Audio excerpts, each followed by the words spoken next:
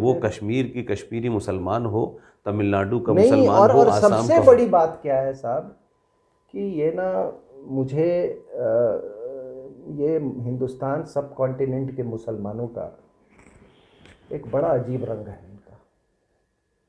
ये पता नहीं ये कौन से मुसलमान हैं, इनको अपने यूगुर मुसलमानों की चिंता नहीं है इनको। ये मक्कार मुसलमान है, ये कोई से मुसलमान ये नहीं, ये यूगुर मुनाफिक मुसलमानों मुसलमान। की इनकी चिंता नहीं। मैं तो काफ़ी डिबेट्स में गया हूँ, जी जी जी जी। उसकी चिंता नहीं है। उनका दाढ़ी काट लें, बुर्का काट दें, कुछ भी काट दें, उनका हलाल नहीं सर, मोहब्बत कर उसमें लें। चिंता की नहीं है, इसमें एक एलिमेंट है, जिसका जूता मजबूत होता है उससे ये ठीक रहते हैं। इनको इनको नफरत है, इनको नफरत है हिंदू हिंदू संस्कृति से। और एक बात मैं आपको और आज कह देता हूं, कि अगर आप हिंदुस्तान में रहने वाले जो सनातन की संस्कृति को नहीं जानते हैं, वो अपने मजहब को भी नहीं समझ सकते।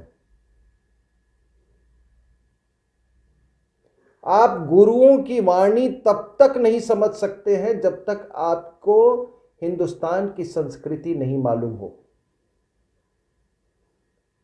अगर हिंदुस्तान की संस्कृति में आप लिप्त नहीं हैं, तो आपको, एक मुसलमान को यह भी नहीं मालूम होगा कि उसका कौन सा बाप या परदादा था जो कि मुसलमान मजहब को उसने और किस को एक्सेप्ट किया और किस हालात में एक्सेप्ट किया। वो भागता रहेगा, और वो इतिहास, कहते हैं ना, इतिहास नहीं पढ़, इतिहास जरूर पढ़ना चाहिए, क्योंकि इतिहास पीछा करते रहती है। पीछा कर देती है। इतिहास आपका पीछा नहीं छोड़ती। भविष्य तो आप जानते ही नहीं है ना। भविष्य तो आप कंजक्चर कर सकते हैं, कंजक्शन कर सकते हैं। इतिहास आपको नहीं छोड़ती है। इसीलिए ये बावले की तरह, ये बावले की तरह घूम रहे हैं। इसीलिए अगर आप अगर अपनी मिट्टी को नहीं जानते, अपनी संस्कृति को नहीं जानते, सनातन संस्कृति को नहीं जानते, तो आप अपने मजहब को भी नहीं समझ सकते। इसमें ये कहें कि ये जानते तो हैं, लेकिन नफरत के आलम में ये इतने ऊपर चले गए हैं कि उस सच्चाई को एक्सेप्ट नहीं करना चाहते। ये भी एक, ऐसा नहीं है क्या कहते हैं कि ये इतने भोले हैं, इनको पता नहीं है कि फ़ारूक अब्दुल्ला का बाप दादा परदादा 1722 में बदा, फिर वो वहाँ आपके मोहम्मद इकबाल सफरू के ख़ानदान, पता है। लेकिन एक कहते हैं ना कि एक दीवानगी का एक आलम वहाँ पहुँच गया है कि ये नॉर्मल नहीं होना चाहते, और अब उसमें रहने में इनको लगता है कि यही हमारी पहचान है, और ये हमें ताकत देती है कि सक्सेसिव सरकारों ने इन लोगों को बढ़ावा दिया, मजबूत किया, और ये लोग आज anti India, anti Hindu, anti Sanatan और भारत की संस्कृति के खिलाफ रह कर के, बोल कर ही ज़्यादा फायदा लेते हैं। मुझे ऐसा है कि देखिए, कहते हैं कि बनारस को 8 बार तोड़ा गया, 8 बार उसका निर्माण हुआ। पिछली बार बाबा विश्वनाथ का मंदिर, कहते हैं, निर्माण जो हुआ, पुनः निर्माण, वो अहिल्याबाई होलकर ने किया था। सोमनाथ कई बार तोड़ा गया और कई बार उसका पुनः निर्माण हुआ। उसी तरीके से कई हमारे मंदिर हैं, पूजा स्थल है, तोड़े गए, पुनर्निर्माण, ये साइकिल है। ये पूरी साइकिल, जो साइक्लिक कॉन्सेप्ट ऑफ टाइम है, कलयुग, सतयुग है, त्रेता, द्वापर, ये साइकिल है। इसको कहते हैं संस्कृति। हम ये मान के चलते हैं, और ये अपने भाषण में नेताजी सुभाष चंद्र बोस ने 1928 में पुणे में कहा था। उस आदमी कहा कि हर सिविलाइजेशन, वो जो चक्र चलता है, वो नीचे जाता है, फिर ऊपर आता है। प्रॉब्लम क्या है ये सारे मजहबों के साथ कि ये लीनियर है।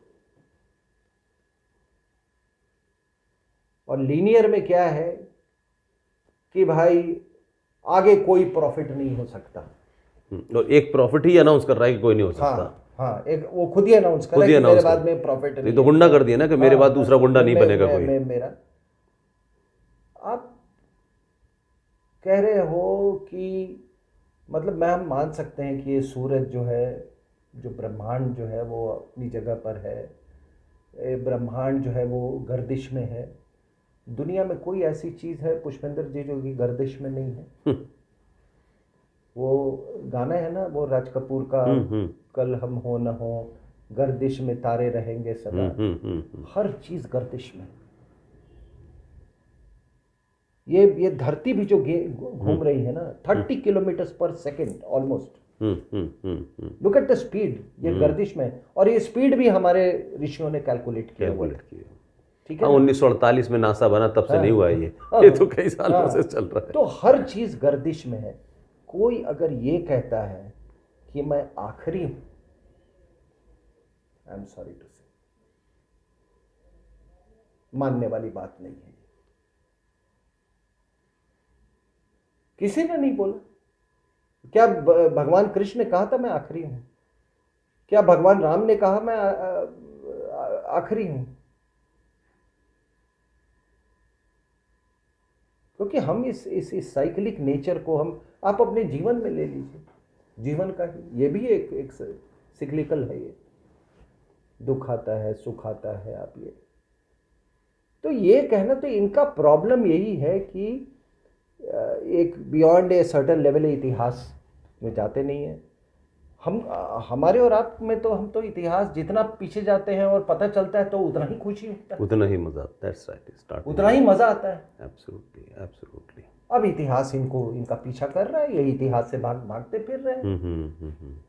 जब इतिहास से सेक्रेट ज्योग्राफी खोजने जाते हैं उधर अरब की तरफ, तो वहां से अरब इनको भगा देते हैं। तो इसीलिए मैं कहता हूं कि अगर, और माननीय न्यायालय से और न्यायिक जो प्रक्रिया है, हमारी प्रणाली जो है, उनको मैं ये सुझाव दे सकता हूँ या कह सकता हूँ कि अगर दुनिया में मर्डर से भी और रेप से भी कोई खराब चीज़ है, वो है कन्वर्शन। आप जब किसी को कन्वर्ट करते हैं तो आप उसको अपनी माँ से अलग कर देते हैं। आप उसके रूट से, आप उसकी नदियों से, आप उसके पहाड़ से। क्योंकि बुनियादी तौर पे अगर आप सनातन धर्म देखें तो ये पूरे ब्रह्मांड से, प्रकृति से प्रेरित है। और प्रकृति से आप छीन लेंगे उसको, तो वो आदमी, तो प्रकृति पे कब इंसानों पे ज्यादा यकीन करेंगे। आज चलिए, मैं ईसाई धर्म की बात कर रहा हूँ कि भारत में जब तक अंग्रेज राज कर रहे थे तो ईसाई लोग अपने आप को जाने अनजाने, कॉन्शियसली सबकॉन्शियसली अपने आप को वो ये मानते थे कि हम रूलिंग क्लास के लोग हैं। आज देखिए आज कितना बुरा हाल है वेस्टर्न कंट्रीज के पास। इंग्लैंड जूझ रहा है सर। जो इंग्लैंड के दौर में पूरी दुनिया में सूरज नहीं डूबता था, आज इंग्लैंड में सूरज निकल आता है तो संडे मनाते हैं। और वही वो एक वीसा के ऊपर, वो अमेरिका कोई वीसा पे डिसीजन लेता है तुम उछल कूद करने लगते हो। अरे वो उनका देश है यार, वो उनका देश है, उनका वो है कि वो क्या नीति बना रहे, तुम तो तय नहीं करोगे ना। वही है। अब यहाँ पर देखिए, अरब को कोई पूछता नहीं था, और वो जो आप कहते हैं कि ये क्या ऊंट पर चढ़ के क्या खजूर तोड़ते खजूर तोड़ते थे। 30s में ऑयल पहले इंटरनल कंबस्टन इंजन बना। अल्लाह ताला ने इतना भी दिमाग नहीं इनको दिया था इंटरनल कंबस्टन इंजन बनाने का। नहीं तो अभी तक तो सुई तक नहीं बना। अल्लाह ताला ने दिया क्या है इनको? इंटरनल कंबस्टन इंजन बना तो इनको पता चले यार इसकी तेल की जरूरत पड़ती है। अब तेल निकल गया। अब क्या है कि अभी जो वहाँ पे ऑयल इकोनॉमी जो है, it has gone down by 2/3। तो इस्लाम भी उसी तेजी से नीचे आएगा। बिल्कुल। इराक, कंट्रीज लाइक इराक, जहाँ $1 ट्रिलियन की वो थी, अभी $300 मिलियन की इनकी वो प्रोडक्शन है। कहाँ 1 ट्रिलियन, और वो 2/3 it has come down and oil prices are not going to go up. तो ये जो बदलाव हो रहा है कि बिल्कुल इजराइल जो है वो दुबई पहुंच रहा है। अभी सब करीब 70,000 इजरायली गए दुबई में एज टूरिस्ट। अब जितने वहां पे स्टोर्स है सब में इजरायली शराब बिक रही है। जी जी जी, ठीक है ना। अब आप पकड़ के, उसके पास पैसा नहीं है। ये जो आप नौटंकी जो दुबई आके और दुबई से जो अपना ये दाऊद इब्राहिम जो अंपायर चलाता था, वो सब खत्म हो गया। तो योम क़यामत की तरफ, योम क़यामत की तरफ बढ़ रहे हैं ना। बिल्कुल सर, बिल्कुल हो गए 1400 साल का, हो गया कि 1400 नौटंकी साल आपकी का पूरी ये। पूरी। That's right, that's right. आप बताइए कि क्या आप सनातन धर्म किसी एक कमोडिटी पे निर्भर रहता है क्या? कोई एक कमोडिटी पे निर्भर है? हमारा पूरा अस्तित्व नेचर पे है, हमारे प्रकृति में। हमको कुछ से कुछ शिकायत ही नहीं है। सब छोड़ छाड़ के लोग, वही मैं हमेशा बात करता हूँ कि ये कहता हूँ कि उदाहरण देता हूँ कि शंकर भगवान, यही राजा दक्ष, ये हिमालय जो सती के पिता थे, वो सती ने उनको, ये उनकी माता ने कहा, मैना ने, कि भाई जाके देखो तुम्हारी बेटी ने तो एक अल्हड़ आदमी से शादी कर ली है, वो पागल सा घूमता रहता है, जाओ बेटी को कुछ दे आओ, उसको देखो सुखी रहे। तो ढेर सारे सामग्री वो लेके, हीरे जवाहरात ये वो करके लेके गए।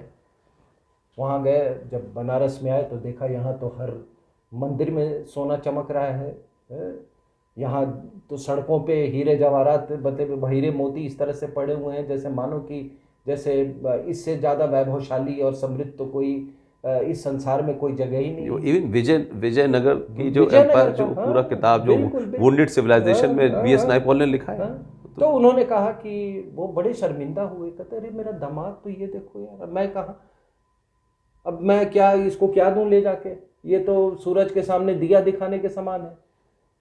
तब लोगों ने कहा ठीक है, वापस तो नहीं ले जाओगे ना, दामाद के लिए लाए हो तो सुरेश्वर का मंदिर बना देना। तो वही शंकर वो हीरे मोती वाली बनारस के महाराज हैं, रूलर हैं, और वही शमशान घाट के भी महाराज, वो भभूत वाले शंकर, हाँ, वो जटा वाले शंकर, वो डमरू वाले शंकर, और एक ये शंकर। और ये देखिए ये कितना, मतलब ये मैंने बीएचयू में भी ये बात कही थी कि ये कॉन्ट्रास्ट देखिए, आपको बताया जा रहा है कि भैया ये जो मेटेरियलिस्टिक वर्ल्ड है और जो ये भभूत, जो ये शमशान वाले जो दुनिया है, ये दोनों इसी जिंदगी का रियलिटी। और इसीलिए बनारस में कई लोग, कितने सेठ, राजा, रानी, महाराजा, महारानी, अब सब अपने सोने वाले उस अपने जीवन को छोड़ के वो आखिरी समय वहां अपना प्राण त्यागने आते हैं। ये रियलिटी है। अगर ये रियलिटी, अगर वो जो मजहब बनाने वाले को के उसमें आ जाती तो ये इतने मार काट नहीं करते।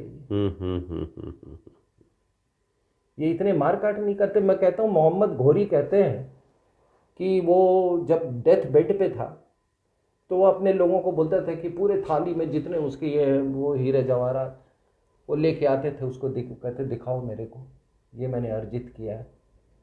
और वो देख के रोता था कि ये मेरे किस काम का।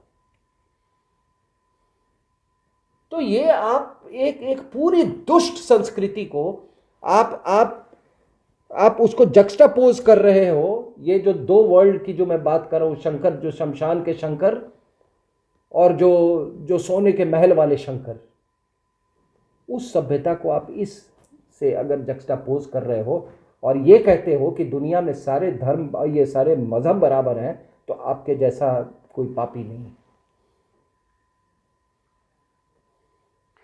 सिंह साहब, हम लोगों ने बात अपनी आसाम से शुरू की थी, एक आसाम का आखिरी एक्सपीरियंस, क्योंकि आप मुझसे पहले कामाख्या मंदिर 2 बार गए, लेकिन मैं तो आप जानते हैं मेरी क्या बैकग्राउंड है। तो मैंने एक चीज़ वहाँ महसूस की, और वो ये कि कामाख्या मंदिर के जो पंडित जी थे जो पूजा करा रहे थे, वो जो मंत्रों का उच्चारण कर रहे थे, उन मंत्रों के उच्चारण में न आसाम का कोई डायलेक्ट दिखाई देता था।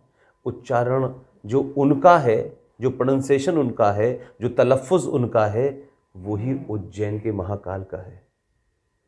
तो यहाँ से चल के आसाम चले जाएं मंत्र, तो मंत्रों के उच्चारण में कहीं कोई ज़रा सा भी ध्वनि का भी फर्क नहीं है।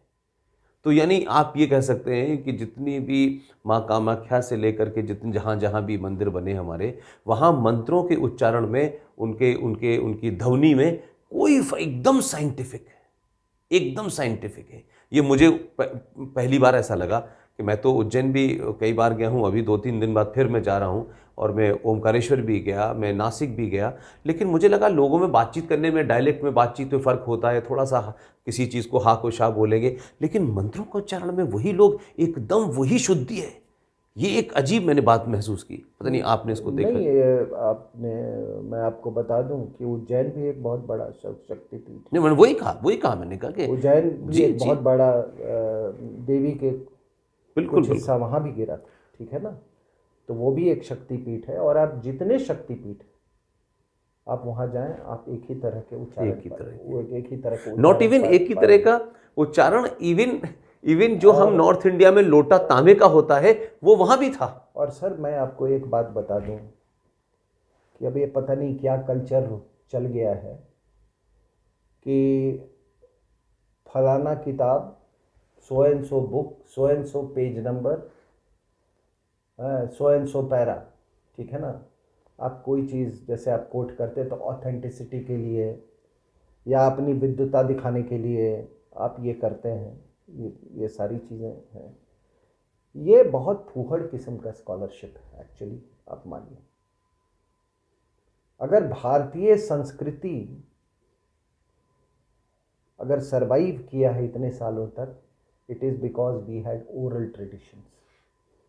और ओरल ट्रेडिशंस में क्या है सर कि साउंड एक एनर्जी, और आपको मालूम है कि energy can neither be created nor it be destroyed. तो ओरल ट्रेडिशन में एक साउंड का साइंस है, साउंड की इंजीनियरिंग है, समझे कि नहीं। और यही मंत्रों का उपयोग है। मैं कहा ये किताब उताब, ये ग्रंथ वंथ जो है ना, ये बहुत फूहड़ किस्म का ये चीज।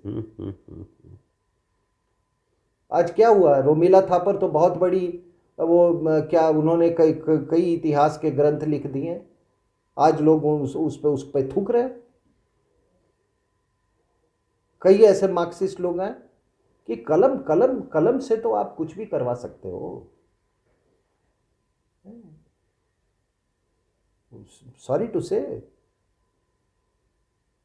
कलम से तो कई लोगों ने प्रोस्टिट्यूशन, मतलब वो इंटेलेक्चुअल प्रोस्टिट्यूशन भी किया है।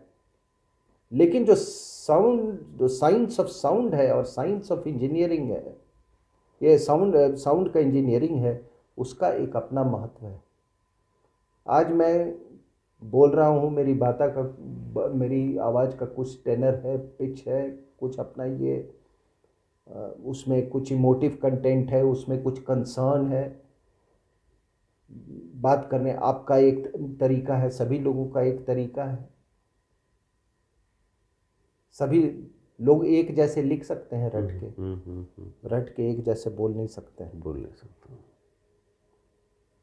आप कोई भी इम्तहान ले रहे हो, कोई अगर बाय रोट, कोई अगर वो कर रहा है, क्या होता है, किसी की मेमोरी बहुत अच्छी होती है, वो पूरा वर्बेटम तैयार कर लेता है, वो उसको उतार देगा अगले दिन एग्ज़ाम में। ओरल में आप नहीं कर सकते इसको। आप एक गाना ले लो, 5 आदमी 5 तरीके से उसको गाएंगे, 5 आवाज़ में गाएंगे, पांचों का जो आपके बॉडी पे इफेक्ट होगा वो आपके बॉडी के केमिस्ट्री पे उसका अलग अलग इफेक्ट होगा। सो इसलिए ये जो किताबों का ये वो कुछ अंग्रेजी स्कॉलर यहाँ पर आए थे और आके बोले थे कि देखो यहाँ की ना ब्रिटेन की एक लाइब्रेरी जो है, वो कहते हैं एक छोटी सी लाइब्रेरी इंडिया की पूरी लाइब्रेरी के बराबर। ये उनका ये कहना। उन बेवकूफ़ों को मालूम ही नहीं था कि तुम्हारी जो स्कॉलरशिप है वो बहुत ही फूहड़ किस्म की है। ये लिखित विखित चीज़ें तो ये लैंड रिकॉर्ड से मुंशीगिरी के लिए ठीक है। When you want to document a thing ना, तब ये मुंशीगिरी ठीक है। वरना ये आपकी जितनी पद्धति है, जो संगीत की पद्धति है, सारा ओरल ट्रेडिशन से आया है। इसीलिए जब आप मंत्रों के उच्चारण की बात कर रहे हैं, ये मंत्र जो है ना, जब हम कहते हैं कि संगीत, साउंड, यही साउंड है जो जोड़ता है पूरे हिंदुस्तान को। अब उस साउंड में आप कैरल गाने लगो, उस साउंड में आप लाउड स्पीकर में सुबह सुबह 5 बजे मेरी नींद हराम कर दो। समझ रहे हैं ना मैं किस मैं चीज़ की बात समझ कर गया रहा हूँ, हूँ? समझ गया हूँ। वो हमारी मिट्टी की है नहीं, तो इसीलिए आपने उसमें वो एक वो सिमिलैरिटी देखा जो आपने कामाख्या या आप वो कामाक्षी का जो मंदिर है वहाँ पे कांचीपुरम में, जी जी जी जी, वहाँ भी आप वही पाएंगे, same north same. South east west everywhere. That is the unity of India, that is the geography of India. That is the real India. So sir, thank you very much, बहुत मज़ा आया, आपने बहुत सारी बातें की, और आसाम को लेकर के ख़ास तौर से मैं समझता हूँ कि आपने बहुत डिटेल में आज बात की। एक बात मैं आप जाने से पहले मैं प्लीज़ जरूर प्लीज़ प्लीज़। कि ये देखिए, आसाम का लोग पूछते हैं कि ये जो डेमोग्राफिक एग्रेशन अभी सबसे बड़ी समस्या ये है, इसका हल क्या है? तो देखिए हल क्या है कि कोई 5 स्टेट्स इम्पैक्ट करती हैं। ये अगर आप देखें तो 4100 किलोमीटर का बॉर्डर है, ठीक है ना, बांग्लादेश के साथ 4100 kilometre approximately. West Bengal, Assam, Meghalaya, Mizoram, Tripura, these are the states. कोई 2000 से ऊपर किलोमीटर वेस्ट बंगाल का है, कोई 263 किलोमीटर असम का है, बट येट असम में सबसे ज़्यादा ये प्रॉब्लम है। अब ये पांचों जो स्टेट्स जो हैं जो रिंग करती हैं बांग्लादेश को, जब तक इनकी आपस में कड़ियाँ मजबूत नहीं होंगी ये कभी भी ये प्रॉब्लम सॉल्व नहीं होगा। मान लीजिए कि एक जगह ज्योति बासु जैसी सरकार है और आसाम में एक नेशनलिस्ट सरकार है, तो सारा फ्लो इधर से आने लगेगा। अगर मान लीजिए त्रिपुरा में है वामपंथी सरकार है और एक जगह कोई नेशनलिस्ट सरकार है मिजोरम में, तो भी फ्लो नहीं बंद होगा। तो इसलिए ये जरूरी है कि आज जो मैं आपसे बातचीत कर रहा हूँ और जो लोग मुझे सुन रहे हैं, कि जब तक ये कड़ियाँ आपस में मजबूत नहीं होंगी, जब तक ये पांचों कड़ियों में नेशनलिस्ट सरकारें नहीं होंगी, तब तक ये प्रॉब्लम नहीं सॉल्व हो सकता। और केवल महज बीएसएफ को बॉर्डर पे लगाने से नहीं होता। That's right. ठीक है ना, इलीगल माइग्रेशन वहाँ की सरकार और वहाँ के लोगों के ऊपर में निर्भर करता है। इसलिए पांचों कड़ियाँ मजबूत होनी चाहिए। थैंक गॉड त्रिपुरा में है, असम में है। तो मैंने आप शुरुआत हो गई है त्रिपुरा जैसी जगह में, पांचों में होनी चाहिए, पांचों में होनी चाहिए। Let's see what happens going to in Bengal, जो माहौल वहाँ है। तो जो बात आप कह रहे हैं, तो 2000 किलोमीटर, तो वो अगर बंगाल में अगर सरकार आपसे अब आप मैं पांचों कड़ियों को, ये इतना वीक कड़ी है कि अभी की जो मुख्यमंत्री हैं ये सबको मालूम है कि जब शेख हसीना ने, जब ये जमायतीन मुजाहिदीन बांग्लादेश में क्रैक हुआ, सारे के सारे इनके पास आ गए, सारे के पास इनके पास आ गए। बताइए। तो इसलिए ये पांचों कड़ियों का मजबूत होना बहुत जरूरी है, और मजबूत तभी हो सकता है जब वो सरकारें, वो नेशनलिस्ट एंटी इंडिया सरकारें ना हो वहाँ, दैट इज एंटी नेशनल सरकारें ना हो। तो ये महज चुनाव और ये गवर्नेंस का मामला नहीं है। आप सुरक्षित होंगे तभी गवर्नेंस तो बाद में आता है। That's right. How can there be governance without security? और इसीलिए फिर इसी को आप ये कीजिए कि भाई ये तभी तो हमने ये CAA बनाया। अब माइनॉरिटीज का आप उधर हाल देख रहे हैं पाकिस्तान में, अब माइनॉरिटीज का आप तो कहते हैं ना भाई कि अपने कश्मीर में क्या कश्मीरी हिंदुओं ने गाली दी थी, मोहम्मद साहब को गाली दी थी, किसको गाली दी थी उन्होंने, जो आपने ये वो किया? तो हमने तो इनका रूप और स्वरूप सब देख लिया, हर तरीके का रूप देख लिया, इसलिए ये बेवकूफ़ नहीं बना सकते हमको। कश्मीर में भी देखा, असम में भी देखा, अलीगढ़ में भी देखा, आजमगढ़ में भी देखा, सब जगह एजेंडा सब जगह एक है। So sir, thank you very much, मज़ा आया, बहुत बहुत शुक्रिया। Thank you sir, thank you.